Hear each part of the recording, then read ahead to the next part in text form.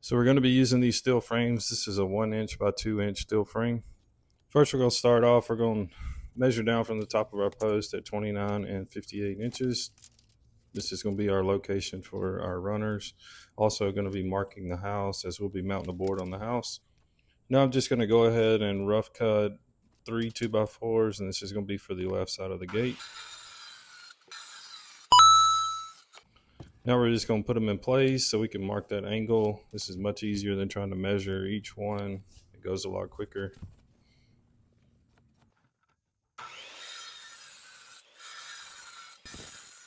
We're going to be using 3-inch ring shank galvanized nails.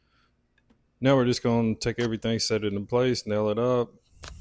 Kind of a quick backstory on how I know how to do this. I got into fence building with my brother about 20 years ago after getting out of college. And whenever we initially started building fences, we did wood gates like everybody else. And normally we would get callbacks because they were sagging, always ended up tearing up. So he found this steel frame design. So I initially installed these posts in 2012, so 13 years ago. This is the same gate and the same hinges that have been there for 13 years. So it's definitely stood the test of time.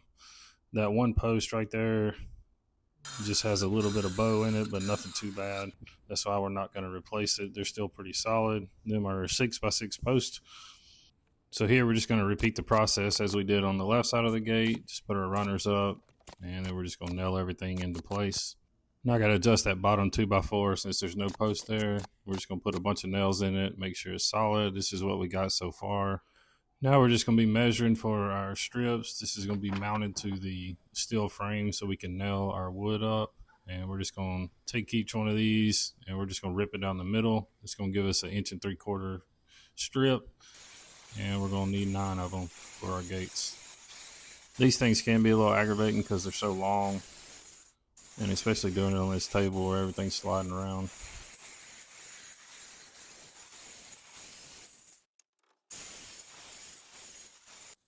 Now I'm just marking the length of the gate here. We're going to cut these down into our strips.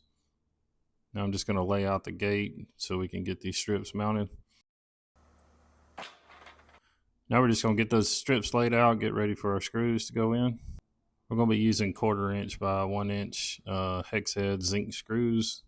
And these are self-drilling screws, so you're not supposed to have to pre-drill. Right here, I'm just going along with a Forstner bit so I can kind of recess the head of those screws down into the wood that where they don't get in the way of the fence boards. And this is kind of the process. You just kind of get an electric drill, press and hold until then screws take a bite into that steel, and then you're done. Just don't over tighten them. Now we're just going to continue this process till we got 3 screws in each strip. And we're going to hang these gates on these cattle gate hangers. These are super sturdy and they really lock down into the wood once the wood dries. As you can see right here, I put this on the wrong side initially and they will go upside down. So you just kind of got to watch what you're doing. Now that we got our gates hung up, all we got to do now is just start putting in our fence boards. To start this process, we're going to put a board at each end and our break point, and our break point right there is that left side of the gate. And we're going to be just tapping in a nail on the top, pulling a string across, and this is going to give us a reference point to the height of the boards. Whenever you put these first boards up, you want to make sure that they're level. Right here, I'm just using the post as level, and we'll just kind of continue this process, getting all the boards nailed up.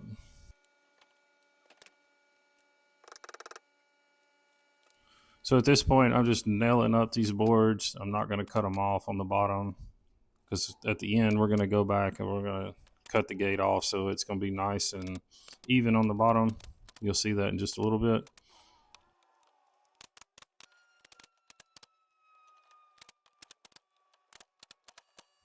Whenever you're running these boards, try to keep them as level as possible. That way, if you have to cut one, you're not cutting a spear, so to speak, as opposed to having a nice square board on the end. I got lucky right here as the boards just worked out perfectly and I didn't have to cut anything on the gate, which is great.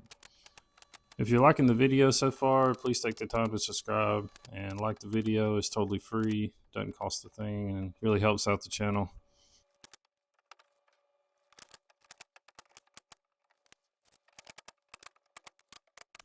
So now we're going to be ripping the board for the left side. I believe this board is like 4 inches in width. So we're just going to rip that off, and then we'll take our skill saw. We'll just put a little dog ear on the side of it there just to kind of match everything else. Now I'm just getting everything set up. We're going to notch out this board here. My dog was poking his head through the gate.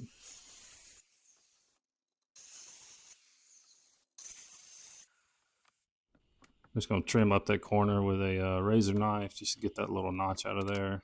And as you see, it fits pretty good around that brickwork.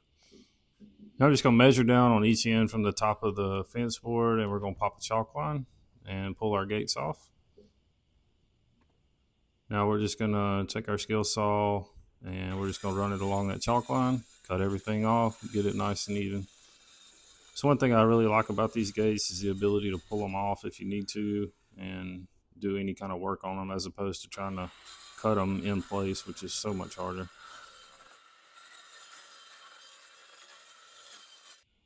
Now we're just going to get everything put back in place.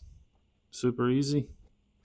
As you can see, when these gates come together, it looks super nice. You don't have the big fat hinges on the outside. The gate almost invisible.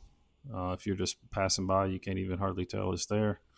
So after we get this gate set into place, we're going to insert our drop rod, and it just goes on the back side of that one gate there, slides into place.